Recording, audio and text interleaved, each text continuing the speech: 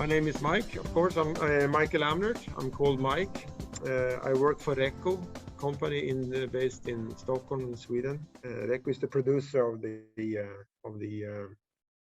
tooth search systems. I will explain more about that later. I worked 25 years as a SAR team leader, and I'm also a mountain guide, so I know the importance of the ability to getting located in a distressful situation. And of course, as a potential paraglider getting lost, landing in unwanted areas is also very distressful for the course leader and everybody involved. So it's important to direct the rescue as soon as possible to the site. So I really think our systems can be of help for you.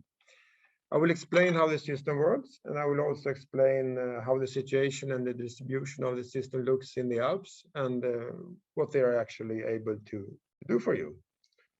The Recco system is, I would say, mostly known for the avalanche community, and it started almost 40 years ago with a handheld detector that was introduced to locate avalanche victims, people buried in the snow. And as you can see, there has been some development through all the years, and I think now we have it's only 3 images there, but there has been quite a few developments since the start. As you can see, I think the volume and the size and the weight of the detector is getting lighter and smaller, and the size of the operator remains the same. It's the same guy in all those images, actually. And in 1986, the product made its first live rescue. This is designed to locate people buried under the snow with a handheld detector. And I will show you now how this system works together with other rescue systems on an avalanche field. Avalanche dogs, transceiver search, and probe lines. Everybody works together, and the Recco system has its given space there at the avalanche field. We have roughly 2,200 detectors distributed all over the world, mainly on ski areas and search and rescue organizations, governmental agencies and non-governmental agencies like the Red Cross or other similar organizations on more than 900 locations, actually. And throughout the years since the start, we have trained about 15,000 operators. And I will now show you a short movie of how the system works, actually.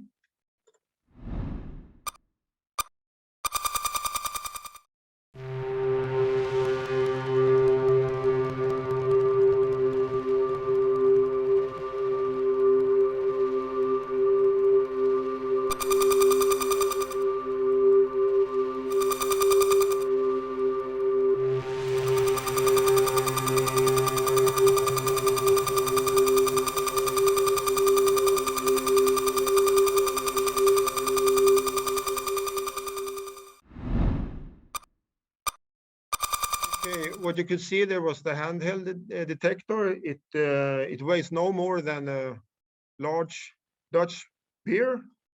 So the detector communicates with a rescue reflector, and the rescue reflector is a small piece of metal and a diode. It's a few centimeters long. It weighs about 4 grams, and it's a passive transponder of a kind of a metallic combination. And it needs, as you can see, it needs no power source. It's durable and weatherproof. And actually, unless you don't, kill it with a hammer or something like that, it lives as long as the item lives, the clothing or the gear that it's attached on. So this is a passive transponder that needs no maintenance or activation or whatsoever. Right now, I think it's roughly 150 or more brand partners who is using this reflector in their clothing or in their gear attached to climbing harnesses or shoes or helmets and stuff like that. As time goes, the product categories, develop. And as you can see, you will, as you enter a normal sports store today, you will see products with our reflectors in them, in the hood or at the boot rim, or climbing harnesses or backpacks. It has been for quite some time developing recommended safety standard for many organizations, as you can see. It's also possible to use this handheld detector from a helicopter. A little bit more complicated to search from the air to the ground. As you can see there, the operator is sitting in the door of the helicopter. You can actually hear where the victim is located. That was actually the handheld system. I've been talking to Vinand how you actually could work with a handheld detector to search from the ground onto the treetops in a dense forest or something like that. And I think we can talk more about that in the Q&A section after my presentation. So, but what really would make a great difference for you guys to get located by the professional rescue services in the Alps is the Recco detector. It's an helicopter-borne device that is carried on the helicopter in a sling or a cargo hook. Perfect for searching large areas, hostile areas, you know, like crevasse terrain or rocky terrain or dense forest, or for instance, like this is a track log from a search we did last year at the Esrange Space Center, northern Sweden, where we located the missing parts from a space rocket that actually fell down, and we had to locate the research material. There's about 150 meters between every track there. We searched this area about 5 by 5 kilometers in 30 minutes, and the red dots there, they represent the located space goods, actually, who are buried under the snow. We operate the system from about 100 meters flight height at roughly 50 knots or 100 k's per hour at the search corridor with about 100 meters. So the detector has a wider range, but we use 100 meters to overlap the previous run, actually. In that way, we can actually search a very large area quite fast. Normally, you operate the detector from the cargo hook. It's on the belly of the helicopter, but as you can see here from Two Bear Air in Montana, USA, they operate the detector from the hoist. This is especially good if you're encountering rough terrain, gullies, ravines, and terrain where you're not able to maintain the same flight height during all the search. So by using this method, we can actually search on the spot without risking to move the helicopter into a bad spot. How does it work in the helicopter? Well, the pilot is flying and the detector operator is listening. He's plugged in his headset, and he's using this remote control that operates wirelessly to the detector. And you see the red dots in the middle there. They are indicating the output power, and just works like that you raise or lower the output power. And you start on maximum power, and once you get the search signal and you locate the missing person, you can home in by reducing the power, slowly pinpointing by moving the helicopter back and forth. And in a very short amount of time, you have the victim's precise location, and you're able to direct the ground rescue towards that spot.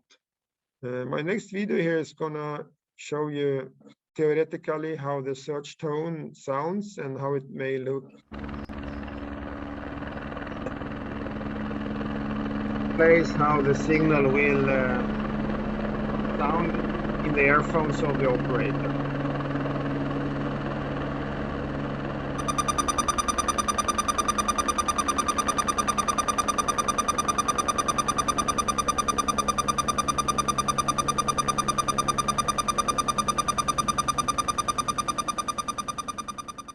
Once you get a full signal like that, it doesn't take many seconds before you actually can halt the helicopter, turn around, and actually home in on the missing person. Here's another video showing a little bit more schematic over a large area. So roughly 1 minute to search 30 football fields is quite good, I would say, good prestanda. When you work in 7 countries and in roughly 20 operations, you get a lot of feedback and a lot of information about SAR missions that continuously helps us to improve the system and to spread and to distribute and share the knowledge we get around any rescue issue, actually, not only our part of the rescue, but also other parts of the rescue. So it's once you're in this community, it's a very live and I would say professional community to be around. I can show you here roughly the locations as we have them now in Scandinavia. We have actually 2 more distributed detectors, one in northern Sweden and one in southern Norway. And in the northwest USA and in Canada, there's also a ongoing development, and we plan to maybe distribute roughly 10 more detectors there very shortly. And as you can see, I would say most of the part of the Alps is covered by operators using the SAR detector. We are now fully established in Austria. We're currently performing tests in Germany and in France and Spain. Italy is getting more detectors. So I would say that roughly all terrain that you perform your camps and your flying in, as long as it's close to the Alps, is covered by this system. It's a system for that started with the avalanche rescue, but has developed to actually to target everybody who is in the outdoors. So if you have a reflector attached to in your clothes or attached to your gear, you're searchable with the system. And let's hear what a few of the rescuers that we work with have to say about it. This is going to be a little bit in German and in French, but there are English subtitles. Österreich ist das erste Land, wo wir seit 2019 flächendeckend das neue Recco-Suchsystem im Einsatz haben. Mit Hilfe dessen und der Zusammenarbeit mit Polizei und Bergrettung können wir sehr rasch vermisste Personen finden. Das Suchsystem besteht aus einem Sender und einem Empfänger. Am Hubschrauber befindet sich die Quelle, die ein Signal aussendet. Dieses wird von dem Recco-Reflektor am Körper zurückgestrahlt und so können wir einfach die Personen orten und lokalisieren. Wir haben in Österreich 4 Recco-SAR-Detektoren positioniert und wir sind mit diesem System in der Lage, sämtliche Suchaktionen in unserem Bundesgebiet zu bedienen. Das ist ein großer Vorteil gegenüber den traditionellen, großen, mannschaftsintensiven Suchen, wie wir sie früher hatten. Im vergangenen Jahr hatten wir 555 Sucheinsätze. Die österreichische Bergrettung ist mehr als 10.000 Mal pro Jahr im Einsatz. Viele Einsätze davon sind Sucheinsätze, die jeden betreffen können, vom einfachen Wanderer bis zum Hochalpinisten. Die Schwierigkeit in der Suche ist, dass wir sehr oft kaum oder wenig Anhaltspunkte haben. Oft beginnen wir nur bei einem Auto, das am Parkplatz übergeblieben ist. Alle Personen, die Outdoor-Aktivitäten unternehmen, sollten eigentlich mit einem Reflektor ausgestattet sein. Um mit dieser neuen Suchmethode auffindbar zu sein, benötigt man einen Recco-Reflektor, der entweder bereits in Gewand oder Ausrüstungsgegenständen eingearbeitet ist, oder man kann diesen auch extra erwerben und so am Körper tragen. Wenn wir als Bergrettung ausrücken und jemanden suchen müssen, kann dieser Recco-Reflektor Leben retten, da die Suche verkürzt wird. Souvent, durant l'hiver, on a des gens qui ne rentrent pas à la maison après une journée de ski, ou durant l'été, des gens qui vont se balader en forêt, des champignonneurs, et qui ne rentrent pas également suite à leur balade. En Valais, chaque 2 ans, nous avons une course de ski alpinisme qui s'appelle la patrouille des glaciers, et les gens qui s'entraînent pour cette course souvent partent le soir et ont tendance à ne pas rentrer. On le constate également durant l'été avec les gens qui partent soit en VTT ou bien qui se baladent un petit peu plus souvent dans la montagne. Donc on a une augmentation qui est sensible de cas de personnes disparues. Il faut bien se rendre compte qu'une mission de sauvetage et de recherche, on a des personnes au téléphone qui sont au désespoir de ne pas voir rentrer leur enfant ou leur mari. Et ce qui se passe, c'est qu'on a des zones qui sont très compliquées à gérer à cause de la topographie. Certaines fois, on a des pentes qui sont très importantes, on a de la forêt, on a des rochers, on a des chutes de pierres potentielles, on a des risques aussi lorsqu'on engage un hélicoptère. La nuit va tomber, le froid peut être présent ou pas présent. Donc on a une multitude d'éléments naturels qui sont là, qu'on doit gérer. Et puis on a toujours le domaine, le facteur temps qui est important.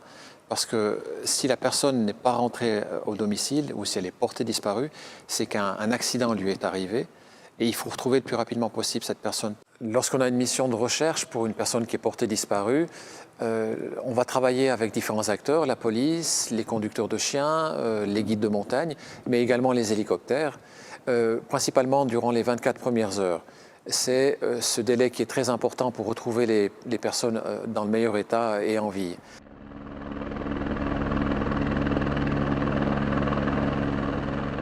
Le système Recco a apporté une alternative aux sauveteurs.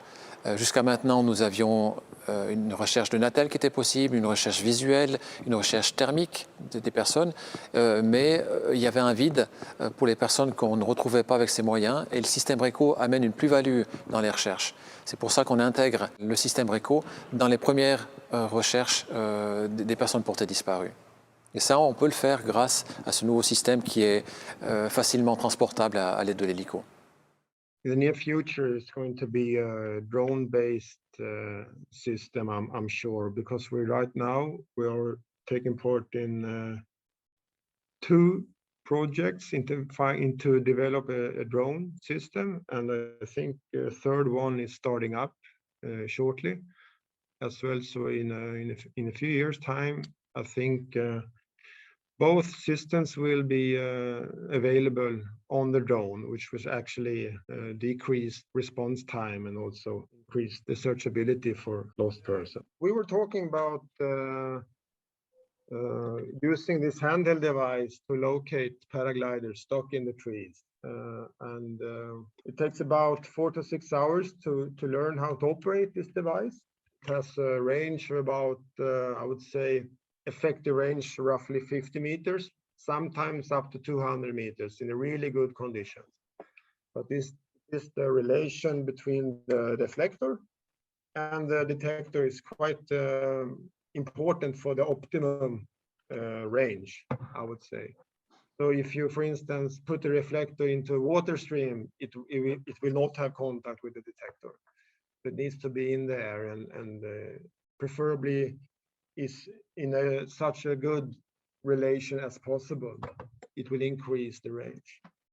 And this could be carried in the backpack and just very easily launched like this and activated, you know. And if I activate this now, our whole office full of reflectors, as you understand, so I can't show exactly how it works, but yeah, the training time, 4 to 6 hours to learn to operate this device.